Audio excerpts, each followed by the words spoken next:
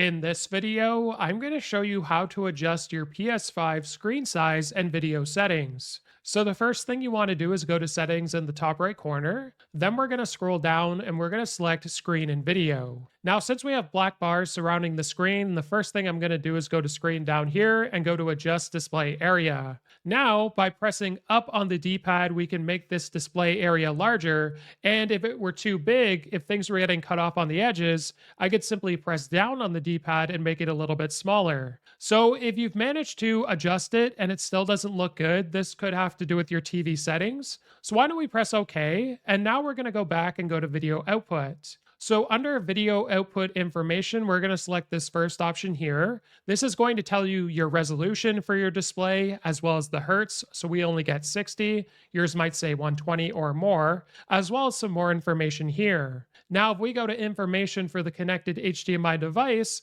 this is going to tell us whether or not our device supports variable refresh rate as well as HDR. So let's now go back. And when it comes to your resolution, the PS5 does do a great job of selecting the correct resolution for your display. However, sometimes it's not always perfect. You could always try the highest one possible. For me, it's 1080p, which also happens to be correct. Or you could just go with automatic. Now, when it comes to variable refresh rate, oftentimes having this on is a good thing. Now, when it comes to 120 hertz output, I always leave this on automatic just in case I forget and the TV or display happens to support it, but you could turn it off if you'd like. Now, when it comes to auto low latency mode, this essentially changes your device, whether it be your TV or monitor, to gaming mode automatically. Now, I don't believe mine supports it. No, it doesn't, but I would recommend if it does support it on your TV or monitor that you turn this on. Now, 4K video transfer rate, oftentimes automatic's good enough. As far as HDR goes, you'd have to customize this if your TV or monitor supported it, but you should definitely have this on if it does support it.